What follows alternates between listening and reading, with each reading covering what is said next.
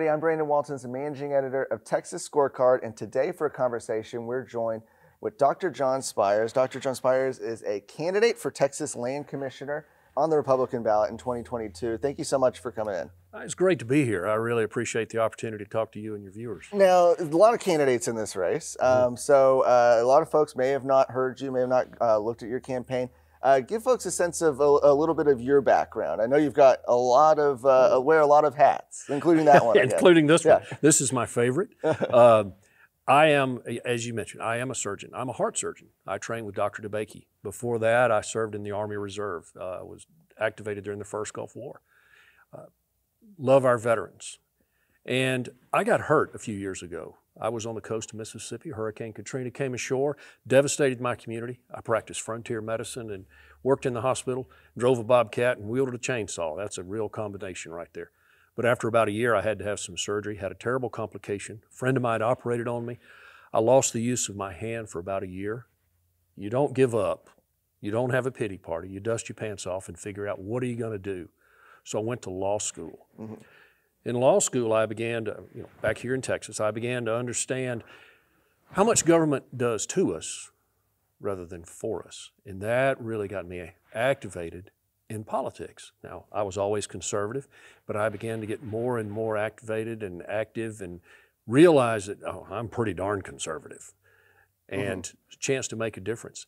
That's what motivated me to get into this race. We need conservative leadership to protect the oldest office in the state of Texas. Have you run for office before, or is this your first time? No, in 2017, after Harvey destroyed my home.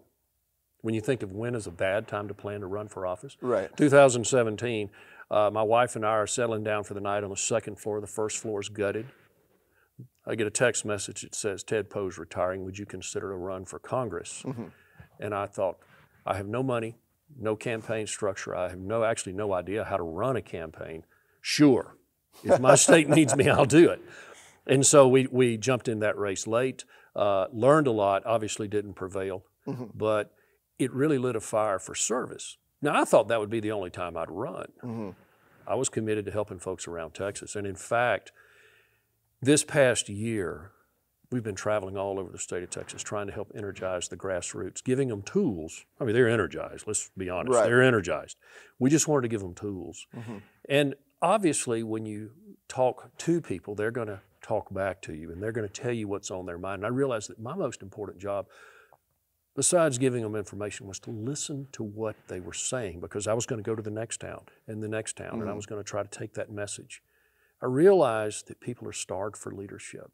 I realize that they're tired of professional politicians. And when I say professional politicians, folks that are always looking for their next job, that are always looking for, what can I do next cycle?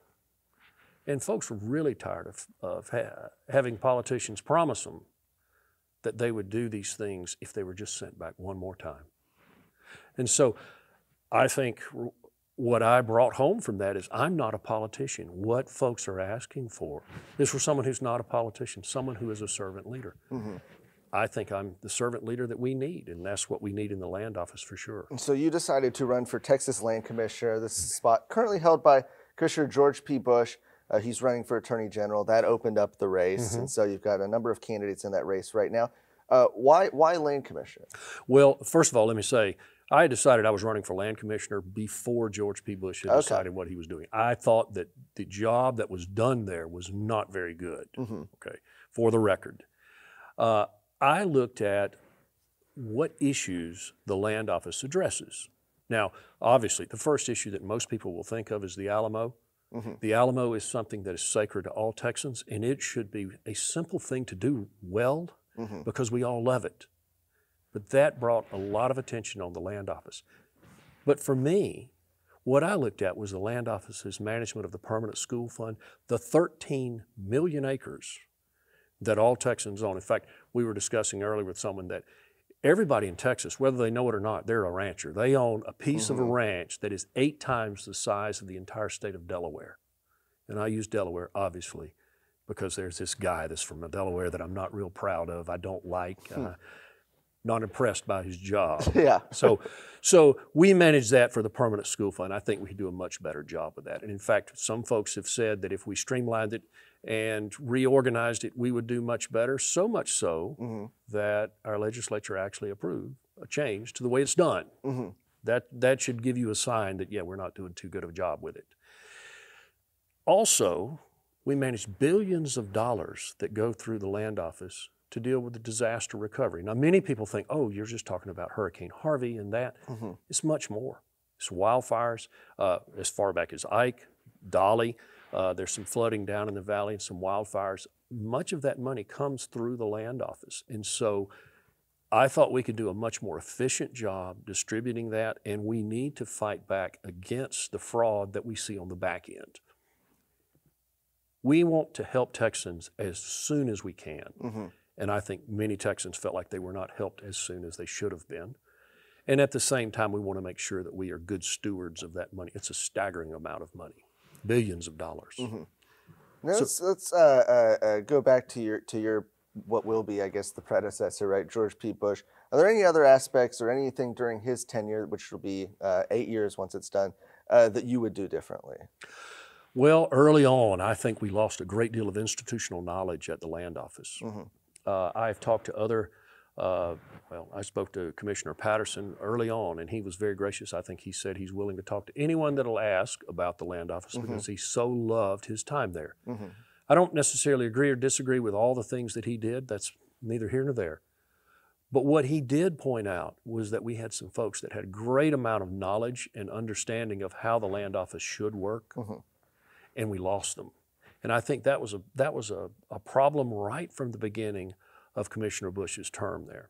I think he wanted to streamline the agency and strip away some what he thought was excess, but I think he did it poorly. I disagree with the way it was done. I'm sure he'll take offense at that. That's okay. People are always entitled to their opinion. And you living, being from the Houston area, being down there, experiencing Hurricane Harvey, to your point, and what more can the land office be doing in those sorts of crises? Well, there are two phases. Okay, there's the response to the immediate problem. Okay, well, I should say three: response to the immediate problem, response to the long-term problem, and then planning how to avoid it all again.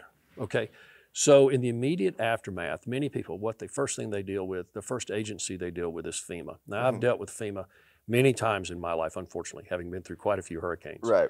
FEMA has, it's a bureaucracy. What I think we should be able to do, what I plan to do, is to streamline the recovery process. So when you say, John, my house flooded, I don't have time to fill out these forms. I need something now. I don't have time to wait for an inspector to come see me next week. I have a family. We need to go somewhere. We want to try to get them housed and secure and safe as soon as possible. I think the land office can be more nimble that way. We've got a lot of good folks there that are working hard to do that. In the longer term, when it comes to mitigation and trying to keep the damage from happening again, or the long-term reconstruction plans, that is, well, right now in the Houston area, there are a lot of problems there. Many folks are still waiting. This is over 4 years later. You know, we should have something done, and we don't. That's very disappointing. Now, a lot of that fault is not the land offices. I think a lot of that rests with communities, and we have some folks in office there that are not doing necessarily a great job. We can do better. I think we can hold their foot to the fire much better. Long term, we also need to prepare for the next storm. Now, if you think about the way the Houston Ship Channel is structured, and we have a lot of oil and gas industry up and down, petrochemical industry is very strong there. It's not just petrochemicals. Right. But if a storm comes, if we had a direct hit from a major storm, it would be cataclysmic. I remind folks that Harvey, we call it Hurricane Harvey, but by the time it got to the Houston area, it was a tropical storm. If it had been a hurricane that had come right up the Ship Channel, as bad as the devastation was, it could have been so much worse. And so we've been talking about the Ike Dike for over a decade. Right. I mean, it's the Ike Dike, and we're now moved well beyond that. We need to actually take action. People look for the perfect plan. The enemy of good is better is an old saying we used to use in surgery. I think it applies in this situation as well. We need to say this is a good plan. With the Ike Dike specifically, or whatever now I suppose it's called. Yeah, now that right, we're, now absolutely, that we're absolutely. I mean, is that something where we need to wait for the federal dollars to come, or is that something Texas needs to go ahead and take the lead on? What's your thought on that? My belief is Texas should always lead. I think we have enough funds in our reserve that when it's critical in the early stage of a storm, we can get money out to people to help them.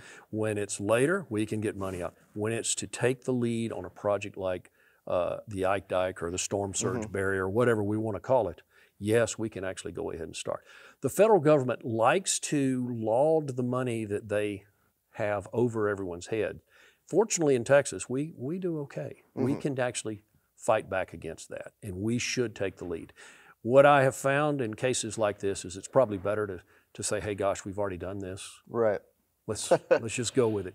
Yeah, ask for forgiveness later. Yeah, absolutely. forgiveness later. Speaking of the federal government, we've seen over the last year especially a big surge, a big invasion on the southern border of Texas, massive amounts of illegal immigration in Texas.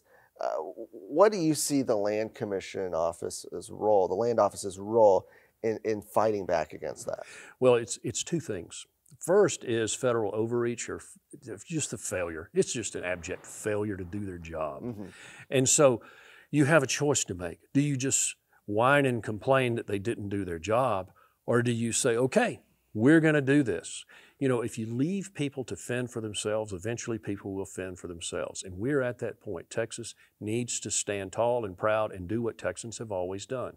We need, at every level of government, to take this as our personal mission to fight back against the flood of illegal aliens, illegal drugs, terrorists coming across our southern border.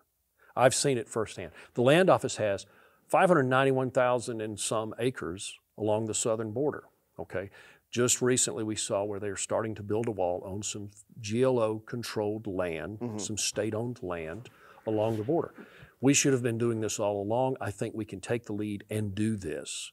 We also, rather than seize people's land along the border, because let's face it, ranchers own, it's 1,254 miles. That's a lot of land. The state does not own all of that land. We can work with the ranchers not to take their land, not through eminent domain, but through leasing.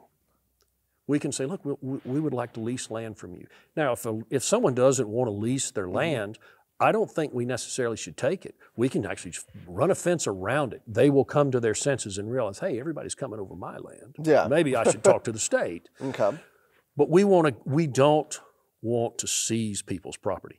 But in the end, having been down to the border so many times, having stood in a field in the middle of the night and seen just, it's a horde of people coming. And they all tell us, oh gosh, I'm just coming here to get work.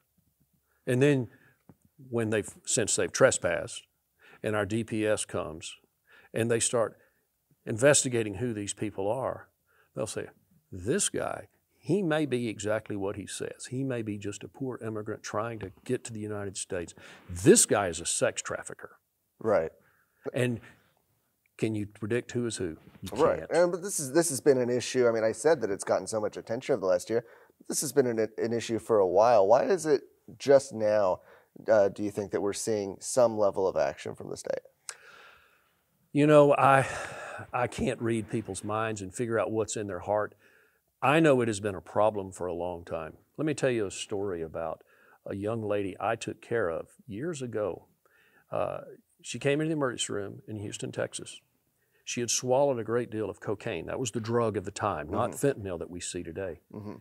One of the packets had ruptured and she was dying. We operated on her, we saved her, but she acted really like a wild animal. And I'm not saying that as judgmental. She was terrified, not of us. It took us a while to figure out what it meant. She had a tattoo on her chest. She was owned by someone. She was responsible for all the drugs. She knew when she left that she was going to have to repay that debt. I don't know how much the street value of the cocaine that she had ingested was worth, but she was going to work it off one way or the other. We know that's going on. It's inconvenient to people to realize that that's in their community. People say, oh, the border. The border's a long way away. No, you go out your back door, there's the border. Right. And in fact, having it outside your home is at least a little bit of an advantage, because there's so many Texans right now that the border comes into their homes at night, comes onto their property, onto their porches. When they get up to make a cup of coffee in the morning and they look out their window, there's someone looking back. Mm-hmm. That's terrifying. Texans don't need to live that way. And I don't know why people will deny it. I don't understand that. Maybe they just, in their little world, it's just more comfortable not to know it's there. Mm-hmm. But I have seen the men and women who live that way, who are facing that every day. I admire them.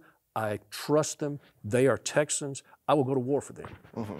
That's what we have to do. Because you know what? Deep down inside of every one of us, and you, me, all true Texans, there lives this spirit, this true grit, mm-hmm. that harkens back to the Alamo.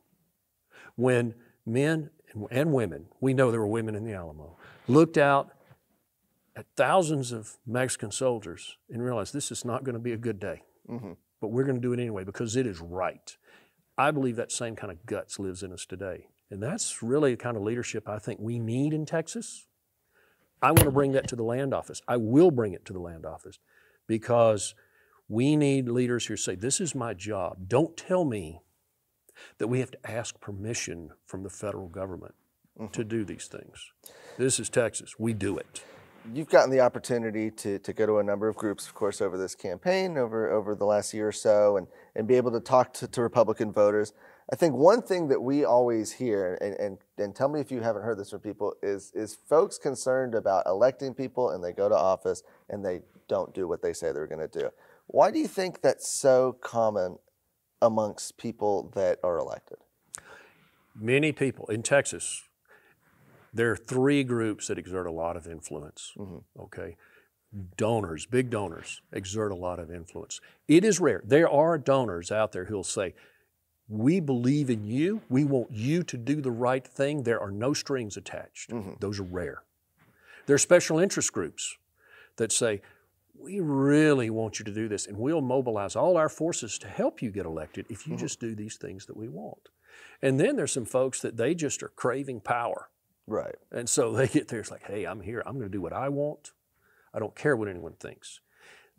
I think we are all across Texas, we're fed up with that. We're fed up with career politicians. We're fed up with politicians.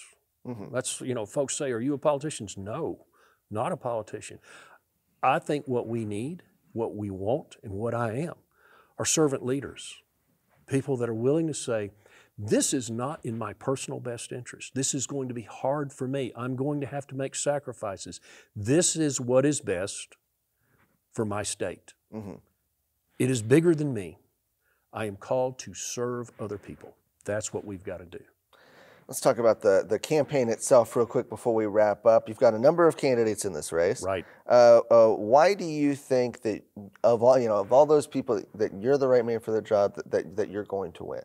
Well, first of all, I'm the right man for the job because I have this broad, diverse skill set. Mm-hmm. I have seen all these different aspects of life. I've accumulated this experience where it comes to serving veterans, to helping with our veterans care homes. I have been a physician serving our veterans in the VA. I have worn the uniform myself. As an attorney, I fought against Health and Human Services. Trust me, I've got that covered.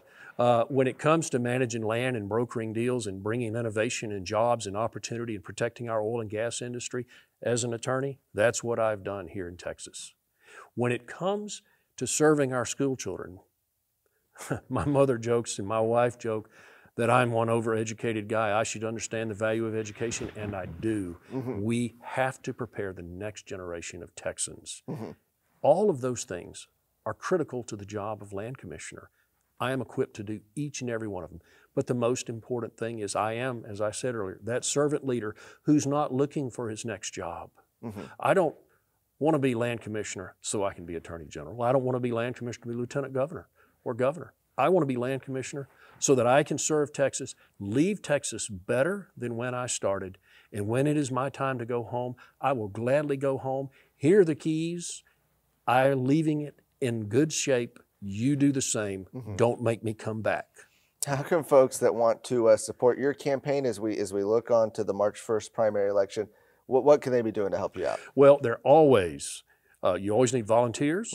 You always need folks to contribute to your campaign, and you always need people to give you their vote. Okay, so we need folks to go to www.drjonspiers, and I always tell folks, I don't have an H, and Spiers looks like Spears, but you can misspell it, you'll get to me anyway.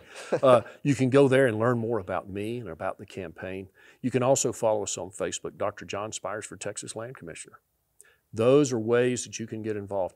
We're meeting folks all around the state. People are energized for this election. We recognize that we, the people, have to act. We have to stand tall. We have to take back control. We have to let the swamp in Washington and in Austin understand that we're tired of status quo. We're going to do things the right way going forward. We're a force to be reckoned with. I think we can make great changes for the state of Texas because, you know, when people come to the United States and they're fleeing other countries, when they come to Texas and they're fleeing California, if Texas falls, there is no other place that is Texas. We're it. And I want everyone watching this to remember that. We are in the very best place. Liberty's light shines brightest in the state of Texas, and it was lit at places like the Alamo. Excellent. Well, thank you so much for joining us. We really appreciate it. Happy. Great to be here. Thank you very much. You made it to the end of this video. You're probably one in a million. But since you're here, make sure you go to TexasScorecard.com to find more journalism and commentary, all things pertaining to Texas. Make sure you also like this video, subscribe to our YouTube channel, and hit the bell. That way you can be notified when new videos come out. Thanks.